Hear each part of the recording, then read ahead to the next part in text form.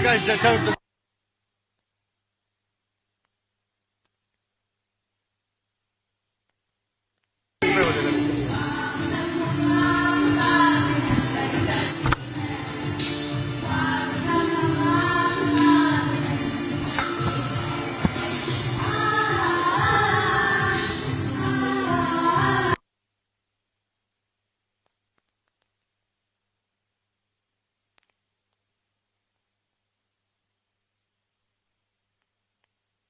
लगा दीजिए सर।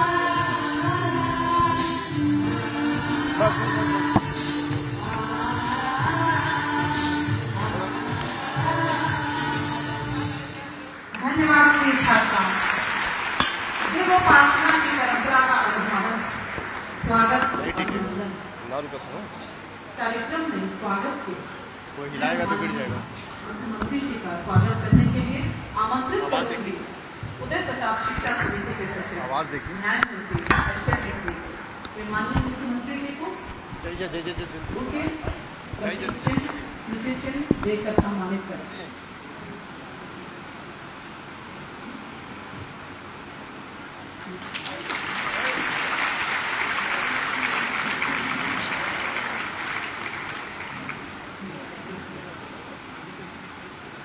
सनातन संस्कृति के प्राण रघुनंदन राघव राजा रामचंद्र भव्य नव्य दिव्य मंदिर में प्रतिष्ठापित है। उनके प्रतीक को स्मृति चिन्ह के रूप में अर्पित किया जा रहा है।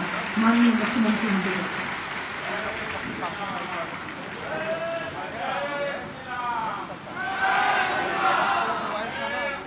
आज के इस कार्यक्रम के विशिष्ट अतिथि माननीय रविंद्र जायसवाल जी हैं। उनके स्वागत के लिए मैं अनुरोध करूंगी महाविद्यालय के प्राचार्य प्रोफेसर धर्मेंद्र कुमार सिंह जी को कि वे उनका स्वागत अभिनंदन एवं स्मृति चिन्ह देकर उन्हें सम्मानित करें।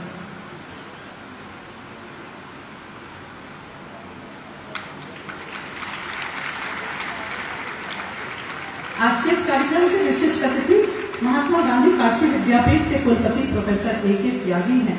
मैं उदय प्रताप महाविद्यालय के प्राचार्य प्रोफेसर धर्मेंद्र कुमार सिंह जी से अनुरोध करूंगी कि वे उन्हें सम्मानित करें।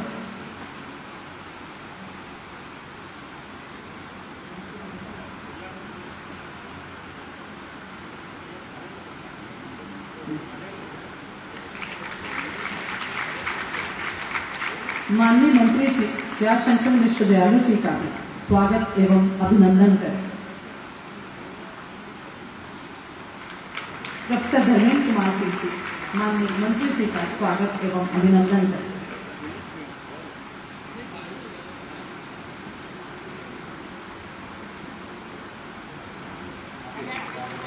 कार्यक्रम के संयोजक प्रोफेसर बनारसी मिश्रा जी से अनुरोध है कि वे उदय प्रताप शिक्षा समिति के अध्यक्ष न्यायमूर्ति D.P. सिंह जी का, उदय प्रताप शिक्षा समिति के सचिव न्यायमूर्ति S.K. सिंह जी का, महाविद्यालय के प्राचार्य प्रोफेसर धर्मेंद्र कुमार जी का स्वागत है।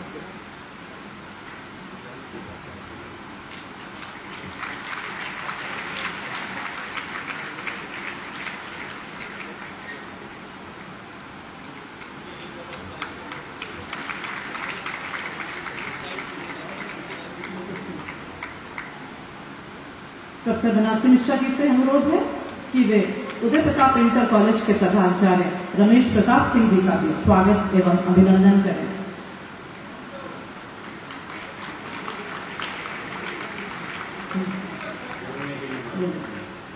प्रोफेसर बनारसी मिश्रा जी न्यायमूर्ति S.K. सिंह जी का, जो उदय प्रताप शिक्षा समिति के सचिव हैं, उनका भी स्वागत एवं अभिनंदन करें। अब मैं यहाँ आमंत्रित कर रही हूँ उदय प्रताप महाविद्यालय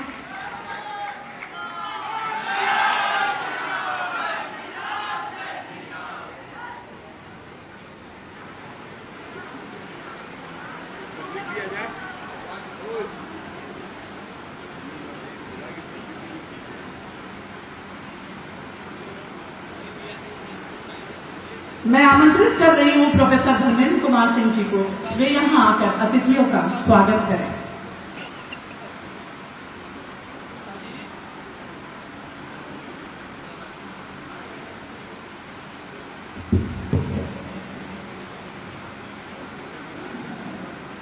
हमारे संस्थापक प्रातः स्मरणीय पूज्य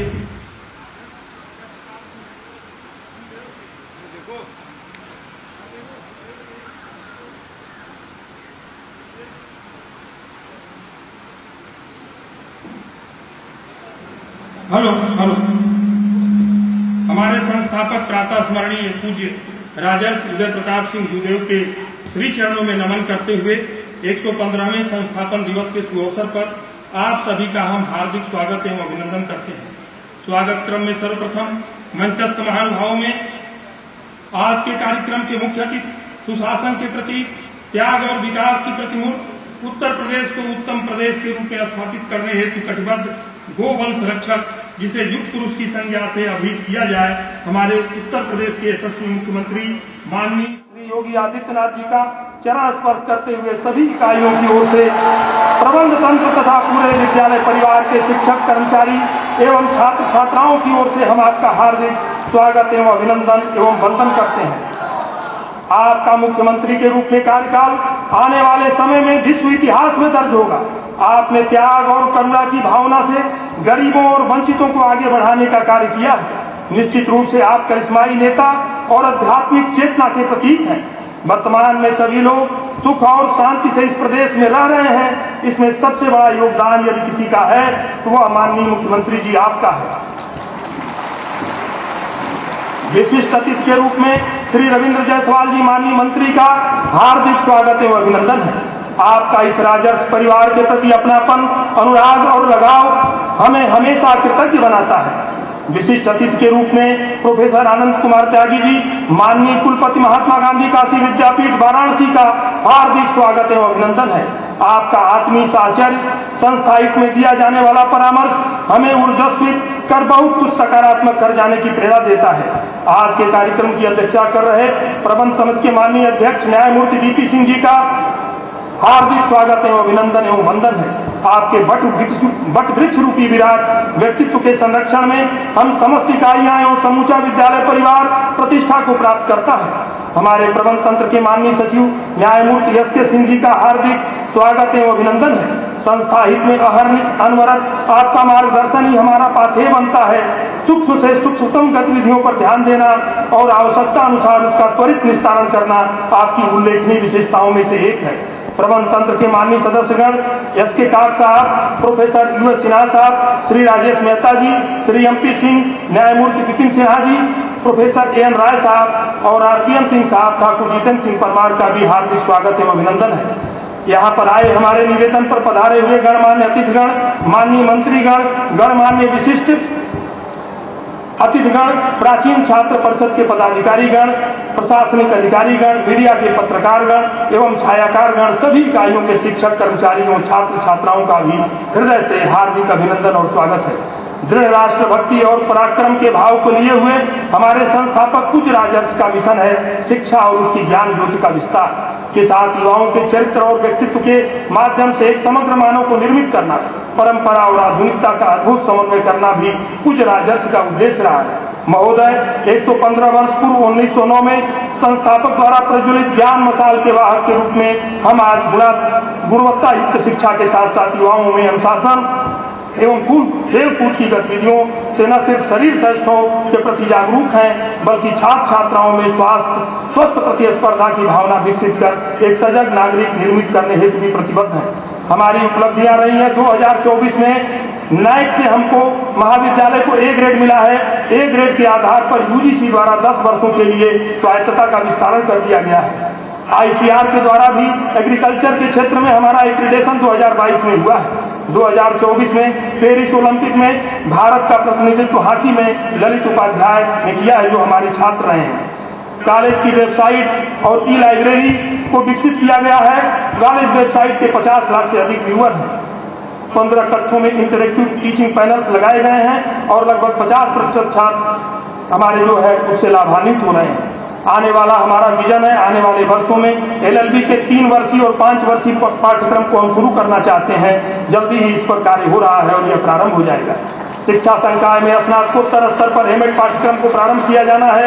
कला संकाय के 2 स्नातक विभागों अंग्रेजी और रक्षा अध्ययन विषय में स्नातकोत्तर पाठ्यक्रम भी हम ऑटोनॉमस कैटेगरी के अंतर्गत शुरू करने का प्रयास कर रहे हैं। जल्दी ही यह शुरू हो जाएगा। कला संकाय में स्नातक स्तर पर 2 विषय गृह विज्ञान और ललित कला ड्राइंग पेंटिंग प्रारंभ करना चाहते हैं। विज्ञान संकाय में स्नातक स्तर पर BCA प्रारंभ करना चाहते हैं। साथ ही हमारा लक्ष्य है A++ ग्रेड प्राप्त करना, NIRF रैंकिंग में स्थान सुनिश्चित करना और अतिरिक्त भवन और कक्षों का निर्माण करना, परीक्षा भवन निर्मित करना और भविष्य में राज्य विश्वविद्यालय बनने के लिए जो भी योग्यताएं चाहिए उसको प्राप्त करना। धन्यवाद। जय हिंद, जय राजस्व। धन्यवाद प्राचार्य जी। वर्ष भर विकास उन्मुखी परियोजनाएं जैसे कि न्यू एजुकेशन पॉलिसी और उन्नत भारत अभियान का गुरुतर दायित्व संभाले हुए प्रबंध समिति के सचिव न्यायमूर्ति SK सिंह जी को मैं यहाँ आमंत्रित करती हूँ वार्षिक प्रगति के लिए। न्यायमूर्ति SK सिंह।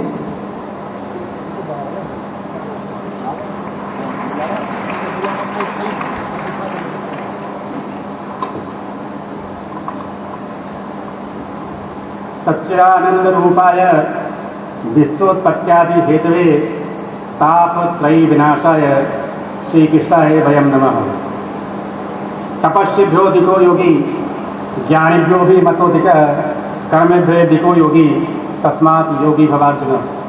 गीता अध्याय 6 श्लोक 46। मंचासीन तपोयोगी, ज्ञान योगी एवं कर्म योगी में श्रेष्ठ यशस्वी, तेजस्वी, ओजस्वी, तपस्वी और मानसी माननीय मुख्यमंत्री जी उत्तर प्रदेश, माननीय मंत्री जी सदस्यगण, कुलपति महोदय, मंच के सामने उपस्थित महानुभाव, प्राचीन छात्र, प्राचार्य, शिक्षक, शिक्षार्थी एवं कर्मचारीगण, प्रेस और मीडिया के लोग, दैविक एवं भौतिक तापों को नष्ट करने की क्षमता रखने वाले भगवान शिव की नगरी, धर्म क्षेत्र में सर्वाधिक पवित्र नगर, मंदिरों के शहर, भारत की धार्मिक राजधानी, दीपों का शहर, ज्ञान नगरी, इतिहास से भी पुरातन और परंपराओं से प्राचीन, परंपरा एवं परिवर्तन दोनों का केंद्र, सत्य एवं निष्ठा के लिए जाने जाने वाले हरिश्चंद्र की धर्म नगरी, वर्तमान में भारतीय राजनीति एवं विकास का मंत्र देने वाले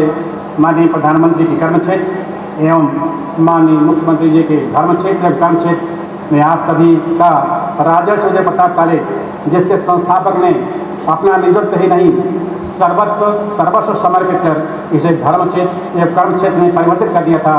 सरस्वती के इस प्रांगण राजर्षि सभागृह में सभी प्रबंध समिति के सदस्य, प्राचार्यों, शिक्षक, शिक्षार्थी, कर्मचारी की ओर से आप सभी का स्वागत, अभिनंदन है।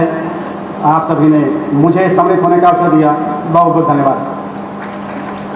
महोदय, मैं इस सभा को सूचित करना चाहता हूँ कि सबसे पहले जब इस कार्य के संबंध में कार्य करने के प्रारंभ में माननीय मुख्यमंत्री से दिशा निर्देश लेने के लिए मुलाकात की, तब उदार प्रताप कॉलेज का नाम आते ही आपके मन में इस कॉलेज के प्रति गहरा भावनात्मक लगाव था। इसके विकास के लिए आपके हृदय में एक टीस थी, पीड़ा थी, एक दर्द थी और मुझे निर्देश दिया गया कि इस कॉलेज के सुधार एवं विकास के लिए उत्तरोत्तर तत्काल कदम उठाए जाएं। उस आदेश के परिक्रम में लगातार सभी प्राचार्य, शिक्षक एवं कर्मचारियों की सहायता से कार्य किए गए। उनमें यह एक सभागार भी है जो जीर्ण अवस्था में उपेक्षित बिना किसी प्रयोग की पड़ा हुआ था। महोदय, उन प्रयासों के परिणाम स्वरूप 3 वर्ष पूर्व जो छात्र की संख्या 4000 थी, आज 7000 के आसपास है। नाइक में A ग्रेड UGC द्वारा 2023 से 2032-33 तक 10 वर्ष के स्वास्थ्य का विस्तार किया जाएगा। महोदय, यह भी बताना समीचीन होगा कि 1991 से ऑटोनॉमस स्टेटस का यह कॉलेज उत्तर प्रदेश का पहला कॉलेज है। ICR में एक्रेडिटेशन केंद्रीय शिक्षा मंत्रालय की ओर से अनेक प्रमाण पत्र, उत्तर प्रदेश से 11 कॉलेजों में चयनित उदय प्रताप कॉलेज, राष्ट्रीय शिक्षा नीति को तत्काल उसी वर्ष से प्रभावित किया जाना, कॉलेज की डायनामाइट वेबसाइट बनाई जाना, सभी कार्य वेबसाइट एवं ऑनलाइन किया जाना, भौतिकी, रसायन विज्ञान, प्राणी विज्ञान में BBD स्टार स्टेटस प्राप्त करना तथा उसके लैब को, इंस्ट्रूमेंट को क्रैक कर समृद्ध किया गया। अधिकांश विभागों में टीचिंग पैनल्स लगाए गए हैं, जिसमें 15 कक्षों में उदय प्रताप कॉलेज तथा 23 कॉलेजों में भी 20 पैनल स्मार्ट क्लास के लगाए जा चुके हैं। 100 KVA का पैनल, सोलर पैनल, पूर्व वर्ष भी लगाया जा चुका है। लगभग 150 कंप्यूटर विगत 1.5 वर्षों में खरीदे जा चुके हैं। महोदय, खेल में भी इस कॉलेज का एक अपना स्थान है एवं पेरिस ओलंपिक 2024 में भारत का प्रतिनिधित्व करने वाले मिस्टर ललित उपाध्याय इसी कॉलेज की गूंज के उत्पन्न किए गए थे। महोदय, नेशनल हेल्थ सर्विस के तमाम seminar, UK, IIT Madras, IIC तथा अन्य अनेक वैज्ञानिकों एवं साहित्यकारों से व्याख्यान कराए गए। भविष्य के लिए विचाराधीन महत्वाकांक्षी योजनाओं में आगामी सत्र में ऐसे कक्षाओं में जिसमें PG क्लासेस नहीं हैं उनका प्रारंभ कराया जाना, विधि संकाय के अंतर्गत विधि त्रिवर्षीय एवं पंचवर्षीय पाठ्यक्रम को प्रारंभ कराया जाना, महाविद्यालय के कला संकाय के अंतर्गत गृह विज्ञान, ललित कला एवं BCA के स्नातक पर 100 वित्त पोषित पाठ्यक्रम पढ़ाया कराना एवं आगामी दिनों में मानक के अनुरूप कक्षाओं के संचालन हेतु 20 कक्षों का निर्माण स्टाफ रूम के साथ कराया जाना भी प्रस्तावित है। महोदय, विश्वविद्यालय की आवश्यक मानक निर्धारित भूमि तथा संचित राशि को यह विद्यालय पूरा करता है। महोदय, आपके निर्देशानुसार इस कॉलेज के उच्चतर श्रेणी में लाने किया गया प्रयास ICR तथा A ग्रेड ये आपके आशीर्वाद से है और हम सभी कॉलेज के लोग इस ग्रेडिंग को आपको समर्पित करते हैं। आज राजस्व की परिकल्पना अनेक रूप से साकार करता हुआ यह विद्यालय इस परिसर में संचालित की जा रही विभिन्न 5 इकाइयाँ देश और समाज में नई नई प्रतिभाओं को सामने लाकर प्रोत्साहित कर अपनी सामाजिक सांस्कृतिक भूमिका का निर्वाह कर रही है। महोदय, इस विद्यालय में कृषि विज्ञान की शिक्षा कई वर्षों से की जा रही है, जहाँ पर 100 एकड़ के विशाल क्षेत्र में स्थित इस कॉलेज में कृषि, पशुपालन, गोपालन, बकरी पालन, मुर्गी पालन, मछली पालन आदि की भी शिक्षा दी जाती है और 100 से अधिक गोवंश की सेवा की जाती है, जिसमें विद्यार्थी प्रायोगिक रूप से भी शिक्षा प्राप्त करते हैं। वर्तमान सरकार की योजनाओं के परिणाम स्वरूप देश की कृषि एवं अर्थव्यवस्था दिन दूनी रात चौगुनी गति से बढ़ रही है। अब देश की बढ़ती जनसंख्या को न केवल दोनों वक्त की थाली की व्यवस्था प्राप्त हो रही है, बल्कि पर्याप्त मात्रा में बफर स्टॉक को भी सुरक्षित किया जा रहा है। सरकार देश के 80 करोड़ लोगों को मुफ्त राशन दे रही है। आज कृषि क्षेत्र में निर्यातक की भूमिका में हम आ चुके हैं। महोदय, जहाँ तक उत्तर प्रदेश की बात है, इसका क्षेत्रफल लगभग 11% है, जबकि आबादी 17% है, परंतु अन्न के उत्पादन में कृषि क्षेत्र में उत्तर प्रदेश का योगदान 20% है। कृषकों की आय जहाँ 5,000 थी, वहाँ वर्तमान में 50,000 हो चुकी है। इस कॉलेज की स्थापना युवाओं के ज्ञानार्जन की प्रेरणा के साथ साथ दृढ़ राष्ट्रभक्ति पराक्रमश के सिद्धांत पर आगे बढ़ रही है तथा इसे पूरा करने के लिए इसकी भारतीय संस्कृति, राष्ट्रीय स्वरूप की सही पहचान एवं उसकी प्रसार बहुत ही सार्थक भूमिका निभा सकता है। इसे पूरे देश में एकता की सोच को मजबूत किया जा सकता है, जिसके लिए आप लगातार प्रयत्नशील हैं और यह विद्या केंद्र राजस्व परिवार आपकी भारतीय संस्कृति, राष्ट्रीय स्वरूप की प्रचार प्रसार में अनवरत प्रयासरत करता रहेगा। गीता कहती है, न ही ज्ञानी न सदृशम पवित्रम विद्यते, अर्थात ज्ञान के सामने पवित्र करने वाली कोई वस्तु संसार में अन्य नहीं है। ज्ञान ही प्रकाश है, ज्ञान ही कल्याण है। पिछले लगातार 3 वर्षों से जब कोई कार्यक्रम होता था, तब यहाँ के सभी शिक्षक एवं विद्यार्थीगण, शिक्षार्थीगण, विशेषकर युवा छात्र नेताओं के द्वारा मुझ पर बार बार यह कहा जा रहा था, महोदय, माननीय मुख्यमंत्री को इस परिसर में लाया जाए। अज्ञानता एवं नकारात्मक प्रवृत्तियों से संघर्ष करने के लिए एवं समाज को एक दिशा निर्देश देने के लिए जब एक ब्रह्मर्ष समाज के लिए उतरता है, समाज सेवा के लिए उतरता है, तब ऐसे विश्वामित्र को राजर्षि कहा गया था। 19वीं शताब्दी में जब इस कॉलेज की स्थापना की गई, तब सामाजिक, राष्ट्रीय एवं सांस्कृतिक कार्यों को देखते हुए इसी कॉलेज परिसर के समाज में उदय प्रताप जूदेव को राजर्षि की उपाधि से सम्मानित किया गया।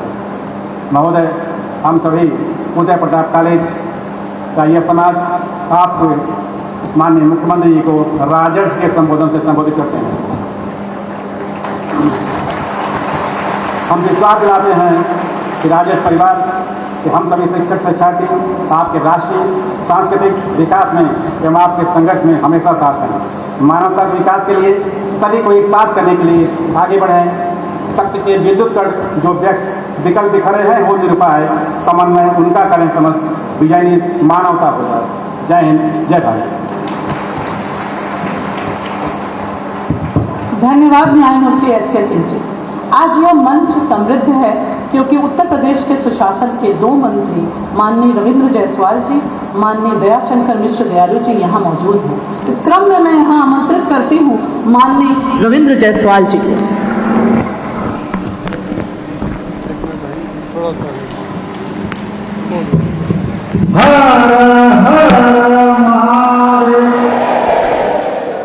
उदय प्रताप कॉलेज के वार्षिक उत्सव के अवसर पर यहाँ के मुख्य अतिथि उत्तर प्रदेश के यशस्वी मुख्यमंत्री माननीय योगी जी, मंचार सिंह, प्रमुख समिति के अध्यक्ष न्यायमूर्ति डीपी सिंह जी, मंचार सिंह, प्रमुख समिति के सचिव न्यायमूर्ति एस.के. सिंह जी, हमारे मित्र प्रदेश सरकार में मंत्री जयवीर मिश्रा जी, ज्येष्ठ मानव के रूप में काशी विद्यापीठ के प्राचार्य ए.के. त्यागी जी, यहाँ पर उपस्थित महाविद्यालय के प्रधानाचार्य धर्मेंद्र जी, भाई रमेश जी, सामने बच्चे सभी सम्मानित विधायकगण, मेयर साहब, जिला पंचायत के अध्यक्ष, सभी सम्मानित शिक्षक भाई बहनों और देश के भविष्य छात्र छात्राओं, पत्रकार मित्रों, सबसे पहले मैं राशि जी के चरणों में नमन करता हूँ, प्रणाम करता हूँ और साथ ही साथ बताना चाहूँगी महाराज जी उदय प्रताप कॉलेज से पूरे देश में हजारों लाखों संख्या में कृषि एग्रीकल्चर में साइंटिस्ट निकले हैं।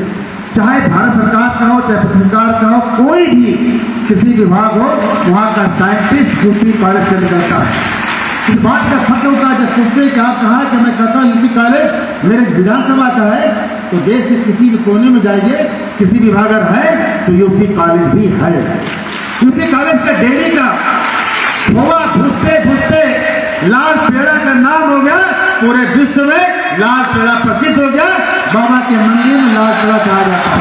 यहाँ की पहचान है क्योंकि कॉलेज से नर्सरी से यहाँ से न जाने कितने हाथी के, बास्केटबॉल के, वॉलीबॉल के अंतर्राष्ट्रीय खिलाड़ी इसी राशि जी के नर्सरी दिया, न जाने कितने प्रदर्शन दिया, न जाने कितने अभिनवादी दिया। और राजनीति के क्षेत्र में भी यहाँ के शिक्षा लेकर के प्रधानमंत्री और दूसरे स्टेट के मुख्यमंत्री भी यूपी कॉलेज में दिया है। इसके लिए राशि जी के चरणों में प्रणाम करता हूँ। अगर ये ना होता तो कई लाख परिवार शिक्षा से वंचित होता। 2009 में जो कल्पना किया था राशि जी ने, उस कारण से कई लाख लोगों को शिक्षा मिला, रोजगार मिला और देश को साइंटिस्ट मिला, देश को अच्छे कार्यकर्ता के रूप में लोग मिले। मैं पुनः नमन करते हुए आपसे आग्रह करना चाहूंगा कि आपने उत्तर प्रदेश में अलग अलग कई बदलाव करते हुए शिक्षा के क्षेत्र में इतिहास बना दिया। पहली बार पहले यहाँ पर 30 यूनिवर्सिटी, आज पूरे देश में कितने प्रदेश से सबसे अधिक हमारे यूनिवर्सिटियां उत्तर प्रदेश के अंदर बना दी गई है। महाराज जी विचार कर रहे हैं 1 डिस्ट्रिक्ट 1 यूनिवर्सिटी। पहले क्या था 1 डिस्ट्रिक्ट 1 मेडिकल कॉलेज, अब महाराज जी लेके आ रहे हैं 1 डिस्ट्रिक्ट 1 यूनिवर्सिटी। यानी अब तक क्या था परंपरा, एक यूनिवर्सिटी के 12 जिले 6 लाख बच्चे केवल प्रिंटिंग मशीन बना था। बड़ा अच्छा लगा कि देश के भविष्य के लिए अच्छे यूनिवर्सिटी बनना चाहिए। तो महाराज जी निवेदन करना चाहूंगा 100 एकड़ में यूपी कॉलेज है, इसको भी यूनिवर्सिटी बनाने का विचार करना चाहिए। जब यहाँ पर न्यायमूर्ति बैठे हो और लास्ट का पाठ्यक्रम बना हो, यह ठीक नहीं है। जब अध्यक्ष और सचिव न्यायमूर्ति है तो लॉ कॉलेज यहाँ चलना चाहिए, ऐसा मेरा निवेदन है। महाराज जी ने नारा दिया था, मेरा मानना है कि यहाँ पर इतिहास के बच्चे हैं, इतिहास के शिक्षक हैं, लेकिन नारा दिया था महाराज जी, क्या नारा दिए थे, बटोगे तो ये नारा नहीं था, ये इतिहास था। काशी के अंदर भारत माता का मंदिर है, वो मंदिर में कौन कौन गए होंगे, हाथ बदलना भी है, आप नहीं गए, जहां बता रहे आपको 1915 का नक्शा भारत का था, उस नक्शे को बनाया गया उसको है। आज जो हमारे भारत का मैप है वो 47 का है, 15 में क्या था भारत के अंदर, जो जाते हैं वहां पर देखिएगा पुनः हमारे निगाह से, तो 15 के नक्शे में भारत के 1915 के नक्शे बनाया गया है। पाकिस्तान हमारा, हमारा है बांग्लादेश, हमारा है अफगानिस्तान, हमारा श्रीलंका, हमारा नेपाल, हमारा बर्मा। बच गए तो सब गए, बच गए तो सब गए। भारत की सीमा छोटी हो गई। इतिहास वहां बताता है, इतिहास बताता है। एक और युद्ध अकबर और राणा प्रताप का। अकबर के बाबा बाबर जब विस्तार करने लगे तो महाराणा प्रताप के बाबा सांगा ने उनको रोका, आगे नहीं बढ़ने दिया। अकबर आते हैं, अकबर विस्तार करते हैं और विस्तार करके छोटी छोटी रियासत को जाति जाति में बांट करके अपने विलय करते हैं, अपना विस्तार करते हैं। लगा महाराणा प्रताप को कि यह पूरा जो हमारा अकबर का है कार्रवाई बढ़ता जाएगा। वह निकल के टीले से, निकल के महल से जंगल में जाते हैं और कोल भील आदिवासी सबको जोड़ते हैं और एक होते हैं। तो हल्दी घाटी में अकबर को रोकने में सफल रहते हैं। महाराज जी यही कर रहे हैं, भारत अब कटने नहीं पाएगा, बटने नहीं पाएगा। एक रहो, अनेक एक रहो, हम आगे बढ़ेंगे। ये महाराज जी कर रहे हैं। और महाराज जी भी मुख्यमंत्री कार्यालय से नई शर्त के माध्यम से प्रदेश को चला रहे हैं, जंगल आदिवासियों को जोड़ रहे हैं और मठ से प्रदेश का संचालन कर रहे हैं। इसलिए आज जो इतिहास बन रहा है हमारे देश के लिए, भविष्य के लिए है। आपका अभिनंदन है, वंदन, धन्यवाद। धन्यवाद मंत्री जी। अब मैं यहाँ आमंत्रित कर रही हूँ माननीय दयाशंकर मिश्र दयालु जी।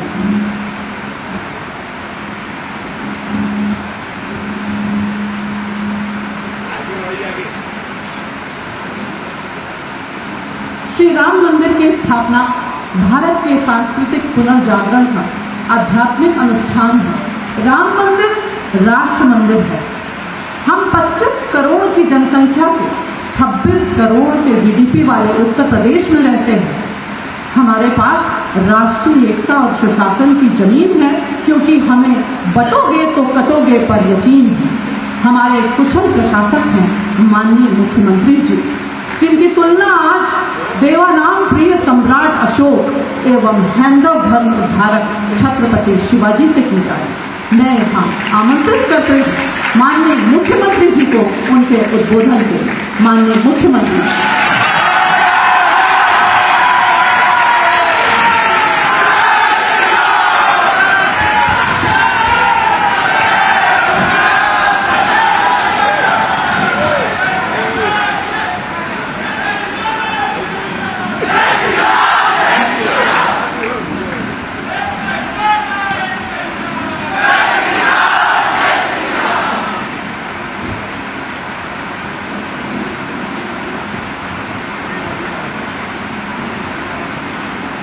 उदय प्रताप कॉलेज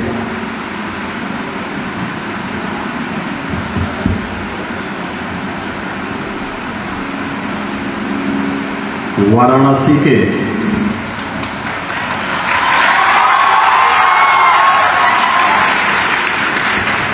स्थापना दिवस समारोह में समारोह की अध्यक्षता कर रहे उदय प्रताप शिक्षा समिति के अध्यक्ष न्यायमूर्ति श्री डीपी सिंह जी,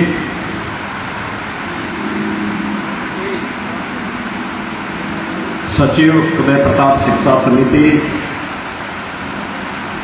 न्यायमूर्ति एसके सिंह जी,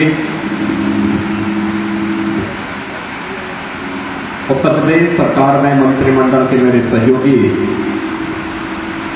यहाँ के स्थानीय विधायक और प्रदेश के स्टाम्प और न्यायालय पंजीयन मंत्री श्री रविंद्र जायसवाल जी, प्रदेश के आयुष मंत्री श्री दयाशंकर मिश्र दयालु जी,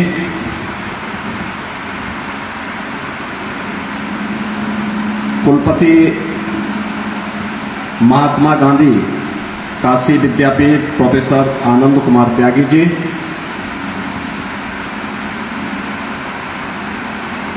मान्य विधायकगण, डॉक्टर नीलकंठ तिवारी जी, अवधेश सिंह जी, सुशील सिंह जी, धर्मेंद्र सिंह जी, वाराणसी के महापौर श्री तिवारी जी,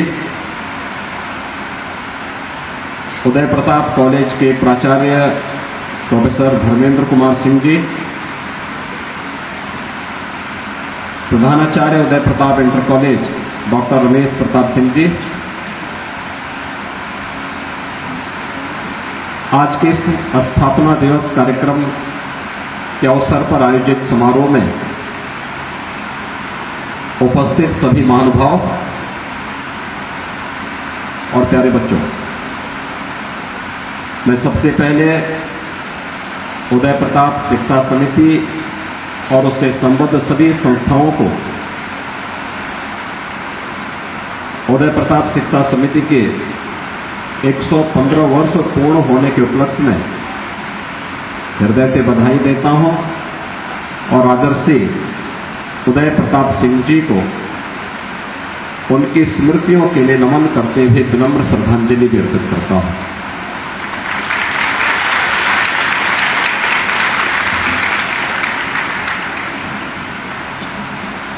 यूपी कॉलेज का नाम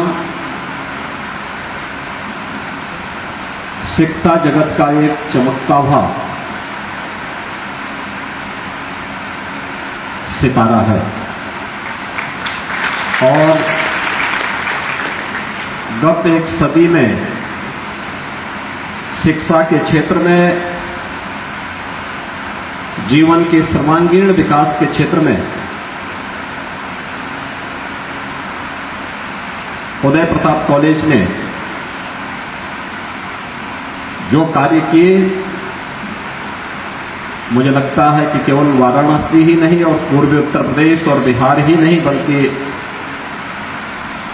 उत्तर प्रदेश और पूरा देश इसके प्रति विनम्र भाव के साथ अपनी कृतज्ञता भी ज्ञापित करता है। बहनों और भाइयों, हम सबको इस बारे में याद रखना होगा 1909 में वाराणसी में एक कॉलेज की स्थापना हो, एक शिक्षण संस्थान स्थापित हो, ये कल्पना अपने आप में उस समय के उन महापुरुषों की और खासतौर पर राजर्षि उदय प्रताप सिंह जोदेव जी के विराट व्यक्तित्व को ही प्रदर्शित करता है,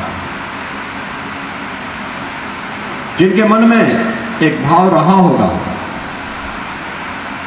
कि हमें राष्ट्रीयता से ओतप्रोत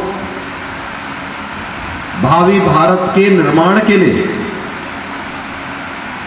एक ऐसी शिक्षण और प्रशिक्षण संस्था देनी है जो देश की आजादी के आंदोलन को तो एक गति दे ही सके, आवश्यकता पड़ने पर हर एक क्षेत्र में इस देश को योग्य नागरिक भी दे सके। और यही कारण है कि 1909 में जो नींव यहां रखी थी बाबा विश्वनाथ के इस पावन स्थली पर,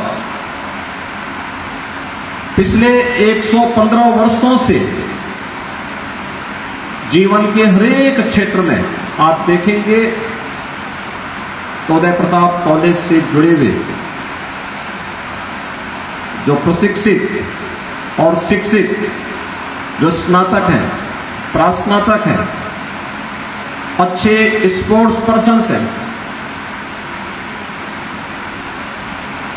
कृषि के क्षेत्र में हो, डेयरी के क्षेत्र में हो या जीवन के प्रत्येक अन्य क्षेत्र में, वो हम सबको देखने को मिलता है। पूरे देश के अंदर भी और राज्य के अंदर तो अक्सर उन लोगों से मुझे एक संवाद और संपर्क होने का मेरा अवसर प्राप्त होता रहता है। मैं आज सुबह ही जब इस कार्यक्रम के लिए गोरखपुर से प्रस्थान कर रहा था तो गोरखपुर में मंदिर के द्वारा संचालित महाराणा प्रताप शिक्षा परिषद के अध्यक्ष वर्तमान में जो हैं उनका नाम भी उदय प्रताप सिंह है। प्रोफेसर उदय प्रताप सिंह वह पूर्वांचल विश्वविद्यालय के कुलपति थे। तो आज सुबह सुबह उनकी उम्र इस समय लगभग 95 साल है। वे मेरे पास आए, उन्होंने कहा कि आज आप यूपी कॉलेज जा रहे हैं। मैंने कहा कि मैं उसी कॉलेज में 5 वर्ष रह करके पढ़ा हूं।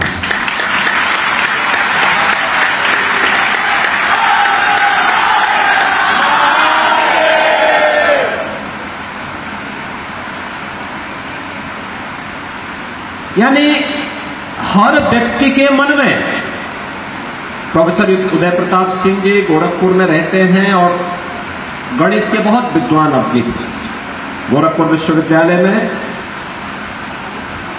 मैथ्स जो डिपार्टमेंट है उसके वह हेड थे, डीन थे, वहां के प्रो वाइस चांसलर थे। बाद में पूर्वांचल विश्वविद्यालय के वे वाइस चांसलर बने और वर्तमान में गोरखपुर में महाराणा प्रताप शिक्षा परिषद के अध्यक्ष के रूप में अपनी सेवाएं दे रहे हैं।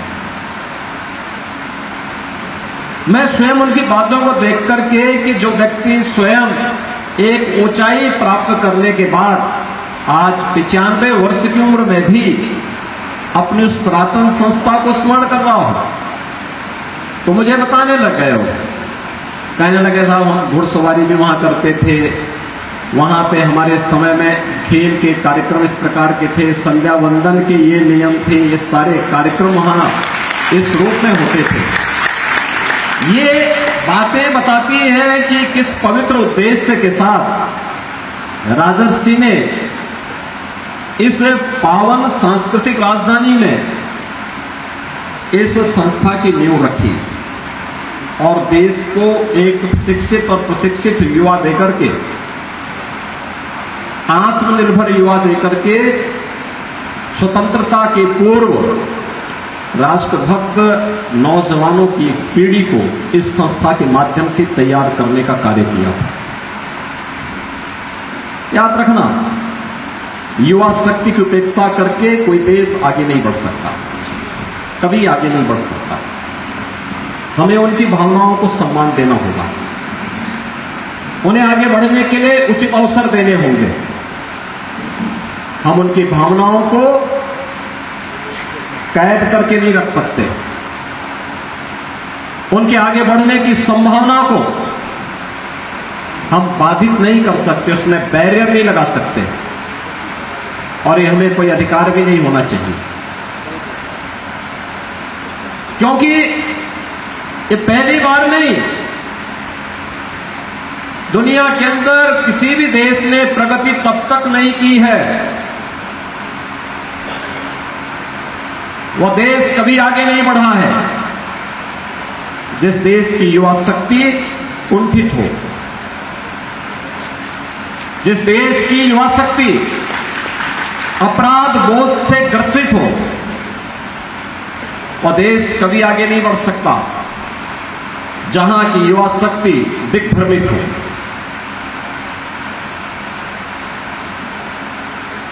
और इसलिए जब भी परिवर्तन हुआ है, भविष्य में भी जब भी परिवर्तन होगा, हमारी युवा शक्ति करेगी और उस युवा शक्ति के केंद्र बिंदु के रूप में हमारे संस्थानों को अपने आप को तैयार करना होगा।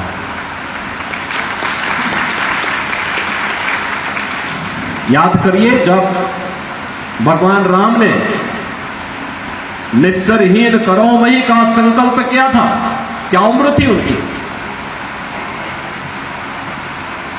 कि मैं इस धरती से राक्षसों का अंत करके ऋषि मुनियों को, वनवासियों, गिरवासियों को अभय प्रदान करूंगा।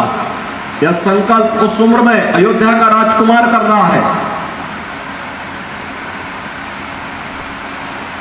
जब श्री कृष्ण संकल्प करते हैं कि परित्राणाय साधूनाम विनाशाय च दुष्कृताम, तब वे युवा ही थे, बुजुर्ग नहीं थे।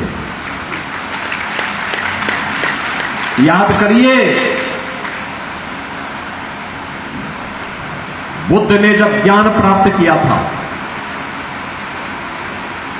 और पूरी दुनिया को निर्वाण का संदेश दिया था, तब बुद्ध युवा ही थे।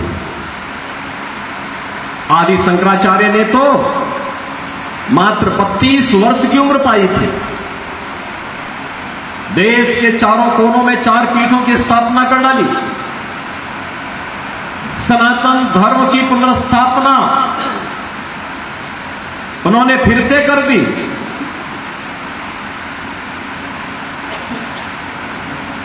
महाराणा प्रताप ने जब पहला युद्ध अकबर के खिलाफ लड़ा था, उस समय महाराणा प्रताप की उम्र मात्र 27 वर्ष थी।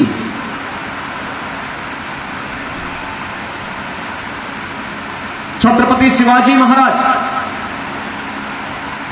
गुरु गोविंद सिंह जी महाराज, इन सब का इतिहास और गुरु गोविंद सिंह जी महाराज के 4 साहबजादे अजीत सिंह, फतेह सिंह, जुझार सिंह, जोरावर सिंह, क्या उम्र थी? 7 साल, 9 साल, 11 साल, 14 साल। ये कोई उम्र है? लेकिन देश के लिए लड़ रहे थे, धर्म के लिए लड़ रहे थे और उन्होंने शहादत प्राप्त की थी। पूरी दुनिया के अंदर वैदिक संस्कृत का उद्घोष करने वाले स्वामी विवेकानंद मात्र 39 वर्ष जीवित रहे थे और जब उन्होंने पूरी दुनिया को संदेश दिया था, जब लोग उनके बाने पर हंस रहे थे, तब उन्होंने कहा था कि गर्व से कहो हम हिंदू हैं। पूरी दुनिया के अंदर उन्होंने उद्घोष किया था। मात्र 39 वर्ष जीवित रहे थे और दुनिया को बताया था कि हमारा सनातन धर्म क्या है।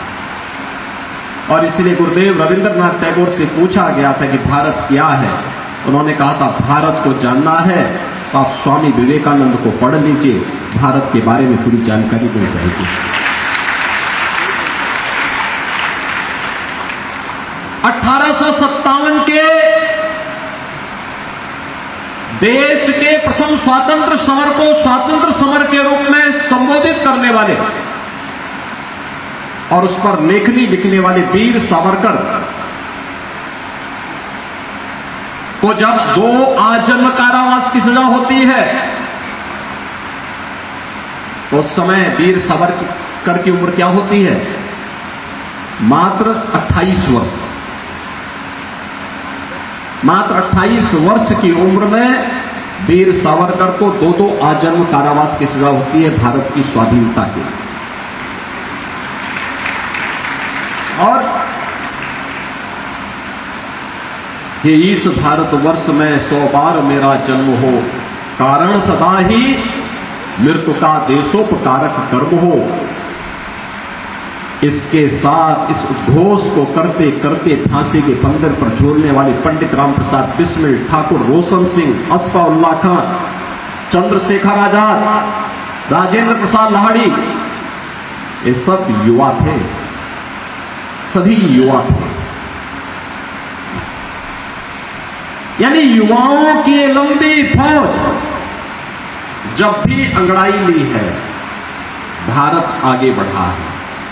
भारत ने एक नए प्रतिमान स्थापित किए हैं और उस नए प्रतिमान को स्थापित करने के लिए ही यह वर्ष उदय प्रताप कॉलेज के दृष्टि अत्यंत महत्वपूर्ण है। याद करना, आप यहां पे अपनी स्थापना दिवस मना रहे हैं। यह वर्ष राजर्षि की 175वीं वर्षगांठ का वर्ष भी है और 175 वर्ष एक उस महापुरुष का जिन्होंने यूपी कॉलेज जैसा संस्थान दिया हो वाराणसी में। वाराणसी विद्या का केंद्र प्राचीन काल से था। आधुनिक शिक्षा का भी केंद्र बिंदु बने, यह अपने आप में एक नई दिशा थी 1909 में। और एक विस्तृत क्षेत्र में आज के दिन पर हम पब्लिक स्कूल बनाते हैं, सीबीएसई का जो कठिन उनके नियम है कि कम से कम उसमें 2 एकड़ लैंड होनी चाहिए, और मुझे लगता है इनके पास यहां पे सैकड़ों एकड़ भूभाग है जहां पर बालिकाओं के भी संस्थान चल रहे हैं, पब्लिक स्कूल भी चल रहा है, इंटर कॉलेज भी चल रहा है और महाविद्यालय भी चल रहा है। यहाँ पे स्पोर्ट्स स्टेडियम भी है और भी अन्य तमाम डेयरी भी है, एग्रीकल्चर का फार्म भी है और भी कुछ चल रहा है। ये सभी कुछ यहाँ पे वाराणसी के अंदर, काशी के अंदर एक साथ एक कैंपस के साथ ये सब जुड़े हुए हैं और सब संचालित हो रहे हैं। ये चीजें दिखाती हैं कि उनके मन में एक तलब थी, कैसा भारत हम देना चाहते हैं। राजर्षि का जन्म, और वे राजा थे भिंका स्टेट के, जो आज का श्रावस्ती जनपद है। काशी विद्या की केंद्र थी, इसलिए उन्होंने कहा कि नहीं, काशी इसके लिए सबसे उपयुक्त जगह होगी। उन्होंने काशी में आकर के इस कार्य को आगे बढ़ाया और काशी आज जिस रूप में तेजी के साथ आगे बढ़ी, 1909 में उदय प्रताप शिक्षा समिति के माध्यम से संस्थान की स्थापना और 1916 में महामना पंडित मदन मोहन मालवीय जी के द्वारा काशी हिंदू विश्वविद्यालय की स्थापना। काशी की दिशा से 2 महत्वपूर्ण कदम रहे हैं। इन 100 वर्षों में अनेक विभूतियों ने जीवन के अलग अलग क्षेत्र में इस संस्थान से देश के लिए, समाज के लिए बहुत कुछ किया। अभी गत वर्ष ही ओलंपिक के लिए भारत को मेडल प्रदान करने वाले हॉकी के खिलाड़ी ललित उपाध्याय को हमने डिप्टी एसपी के पद से नवाजा है। जब मैं ललित उपाध्याय से बात कर रहा था तो ललित उपाध्याय ने बताया, साहब मैं यूपी कॉलेज में ही पढ़ा हूं। यानी ये चीजें क्या दिखाती हैं कि आपके पास क्षमता है और उस क्षमता के अनुरूप अपने आप को तैयार करना। याद रखना, हम समय की गति को नहीं रोक सकते और काल का चक्र भी बड़ा विचित्र होता है। वह न किसी का इंतजार करता है और न किसी को इंतजार करने की फुर्सत देता है। जो उस प्रवाह के साथ अपने आप को लेकर के चल पड़ता है वह आगे बढ़ पाता है और जो उस प्रवाह में रुक जाता है वो पिछड़ जाता है। हमें पिछड़ना नहीं है, एक अवसर है आपके पास।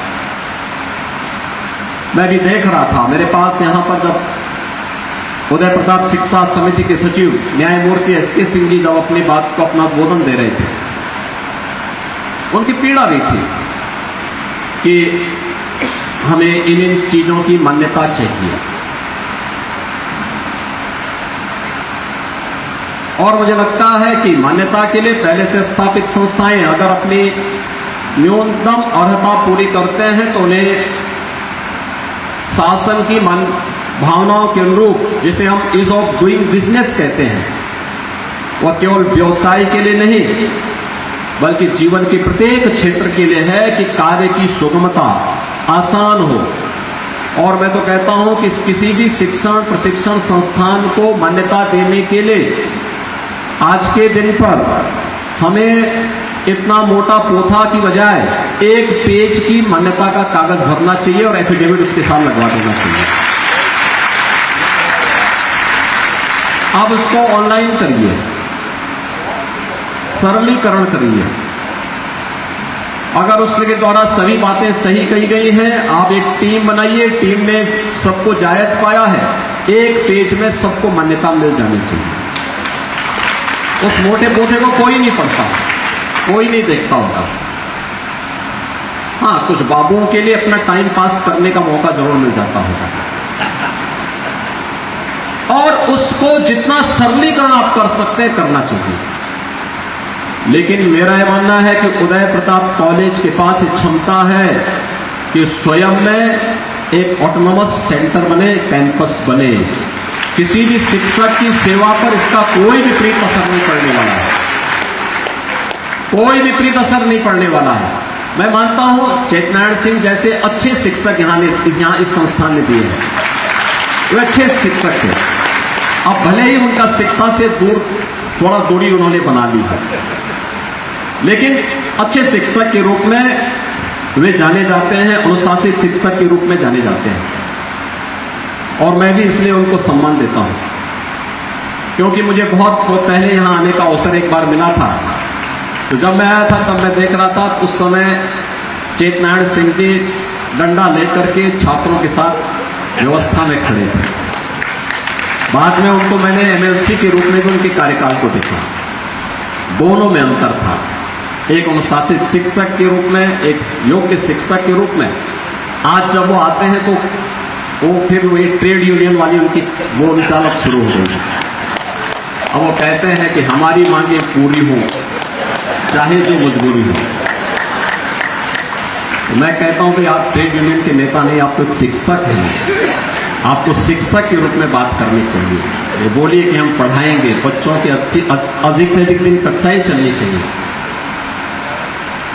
लेकिन अगर यह संस्थान विश्वविद्यालय के रूप में, निजी विश्वविद्यालय के रूप में भी आवेदन करता है, तो किसी भी शिक्षक की सेवा पर कोई विपरीत असर नहीं पड़ता है, कोई असर विपरीत नहीं पड़ना। जो सरकार के द्वारा अनुदान मिल रहा है वो उसी प्रकार से मिलता रहेगा, और उसको मुझे लगता है कि आने में किसी प्रकार की कोई बाधा कहीं नहीं आती है, बल्कि आपको एक ऑटोनॉमी मिलेगी।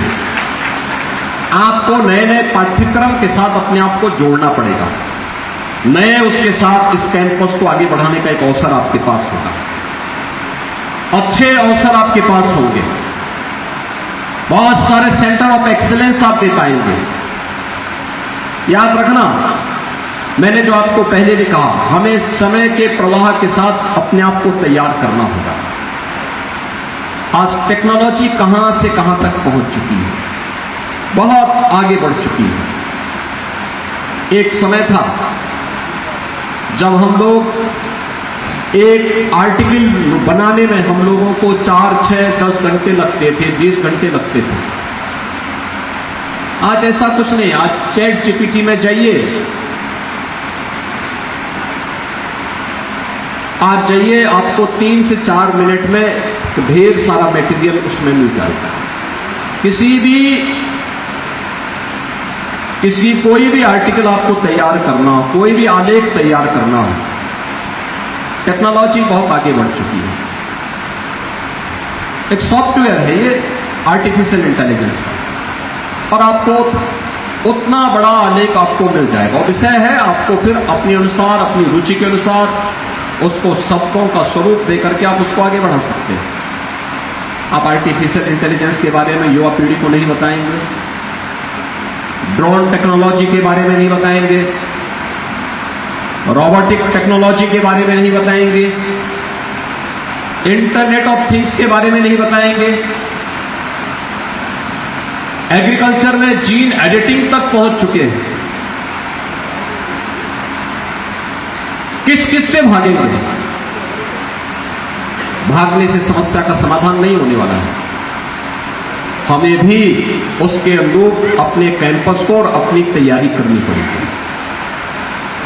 उस प्रकार के कोर्सेज, शॉर्ट टर्म कोर्सेज और डिप्लोमा और डिग्री कोर्सेज भी हमें यहां पे तैयार करने पड़ेंगे। यहां का युवा उसके बारे में जान सकेगा तो देश और दुनिया में छाने में उसे देर नहीं लगेगी,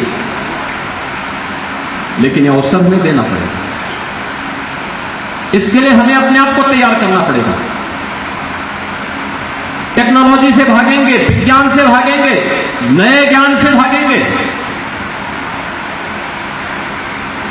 कहीं ठिकाना नहीं मिलेगा। हमें उसके साथ, उससे 10 कदम आगे चल करके बढ़ने की आवश्यकता है। और वही संस्थान को भी एक नई पहचान दिलाएगा। और इस संस्थान से निकला हुआ जो छात्र होगा जो योग्य नागरिक होगा वही यहां की पहचान होगी। आपकी होर्डिंग, आपके बैनर,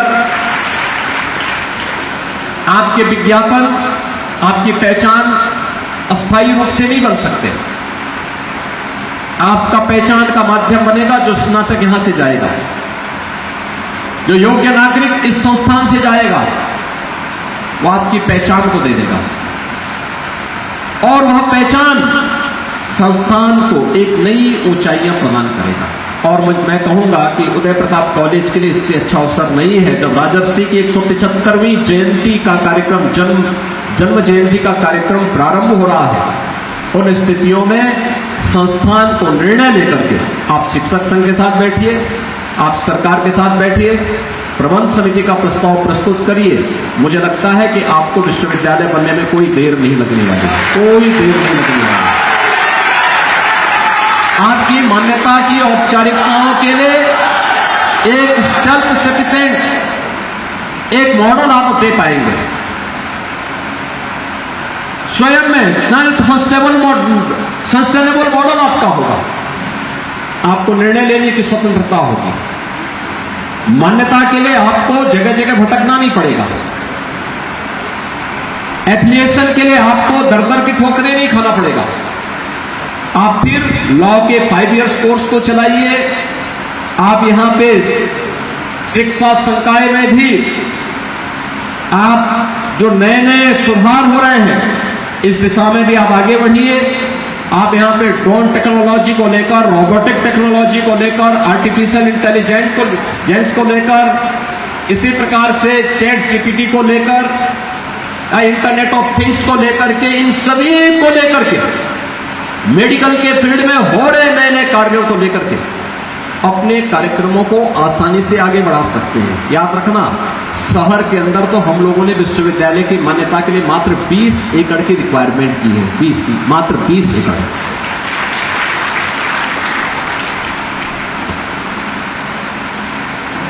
ग्रामीण क्षेत्र में 50 एकड़ है। ये तो ऐसे भी जिला मुख्यालय है। यहां पे तो मात्र 20 एकड़ में ही आपका विश्वविद्यालय बन सकता है। आप अगर पब्लिक स्कूल को अलग कर देंगे, इंटर कॉलेज को अलग कर देंगे, गवर्नमेंट एडेड डिग्री कॉलेज को अलग कर देंगे, तब भी 20 एकड़ में या 50 एकड़ में अगर आप अलग से भी विश्वविद्यालय बनाना चाहेंगे तो भी विश्वविद्यालय आपको मिल सकता है, बन सकता है। और जितने भी सेल्फ फाइनेंस कोर्सेज आप चला रहे हैं सब विश्वविद्यालय से जोड़ देंगे तो हमेशा के लिए मान्यता की वो आपकी समाप्त। आप अपना निर्णय लीजिए, स्वतंत्र रूप से अपना काम करिए और क्वालिटी पे ध्यान दीजिए। याद रखना, आज का समय क्वालिटी का, उत्कृष्टता का, उस लक्ष्य को प्राप्त करने के लिए हमें क्या प्रयास हम कर सकते हैं, उस दिशा में आगे बढ़ने का है। और उस दिशा में अगर आप आगे बढ़ेंगे तो स्वस्थ प्रतिस्पर्धा को आप आगे बढ़ाने में मदद कर पाएंगे और लोग आपके बारे, आपके पीछा, आपके साथ कदम से कदम मिलाकर के चलने के लिए मजबूर होंगे। हम दूसरों के पीछे न जाएं, बल्कि लोग हमारे कार्यों से हमें फॉलो करें। ऐसा आदर्श हमें प्रस्तुत करना होगा, लेकिन ये कड़ी मेहनत से होगा। कड़ी मेहनत का कोई विकल्प नहीं हो सकता, परिश्रम का कोई विकल्प नहीं हो सकता और शॉर्टकट का रास्ता किसी व्यक्ति को कभी मंजिल में नहीं पहुंचा सकता। याद रखना, जीवन में आगे बढ़ने के लिए कठिन से कठिन परिश्रम को करने के लिए तैयार रहिए, लेकिन शॉर्टकट का रास्ता कभी मत अपनाइए। नियमों का पालन करिए। शासन के नियम सुशासन की स्थापना के लिए, एक सर्वसमावेशी समाज के निर्माण के लिए होते हैं। अगर हम उसका पालन कर रहे हैं तो फिर कानून आपको पूरा संरक्षण देगा, आपको सम्मान भी देगा, आगे बढ़ने के लिए ढेर सारे अवसर भी देगा। और वाराणसी में उस ऊर्जा का केंद्र बिंदु यूपी कॉलेज को बनना चाहिए। यूपी उदय प्रताप शिक्षा समिति को उसका केंद्र बिंदु बनना चाहिए। उस दिशा से जो प्रयास आपके द्वारा किए जा रहे हैं मुझे लगता है उस प्रयास को तत्काल आगे बढ़ाएंगे आप, तो संस्थान को भी और वाराणसी के साथ साथ पूर्वी उत्तर प्रदेश और बिहार को इसका लाभ होगा। दूसरा, अपने पुरातन छात्रों को जोड़िए। जैसे आप 25 नवंबर की तिथि को अपनी स्थापना दिवस के कार्यक्रम के साथ जोड़ते हैं, ऐसे ही या तो इस समारोह में या किसी अन्य अवसर पर, राजर्षि के जन्मदिन के अवसर पर या जो मूल दिवस है जिस दिन स्थापना हुई थी 1909 में इस संस्थान की, उस दिवस को पुरातन छात्रों को भी जोड़िए।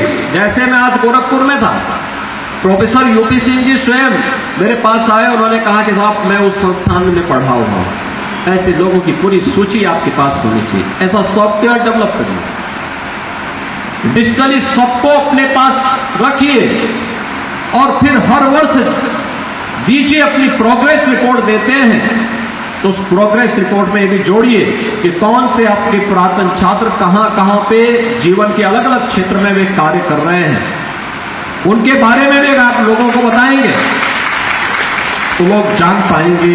इस संस्थान के बारे में जानने में लोगों को और मदद मिलेगी। मुझे बहुत अच्छा लगा आज आपके बीच में आकर के, और मैं विश्वास करूंगा कि यहां के सभी शिक्षक भी यहां की प्रबंध समिति के साथ मिलकर के एक नए प्रवेश में आगे बढ़ने के लिए, तो प्रधानमंत्री जी का स्लोगन है ना कि नए भारत का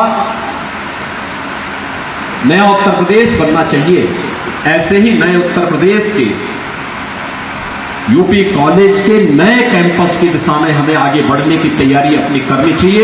इस विश्वास के साथ मैं स्थापना दिवस के अवसर पर उदय प्रताप शिक्षा समिति और उससे संबद्ध सभी शिक्षण प्रशिक्षण संस्थानों को अपनी शुभकामनाएं देता हूं। मेरे पास शिक्षा समिति के सचिव न्यायमूर्ति एसके सिंह जी ने प्रतिवेदन दिया है और सरकार उसमें सकारात्मक पहल करके उन कार्यक्रमों को आगे बढ़ाने में पूरी मदद भी करेगी।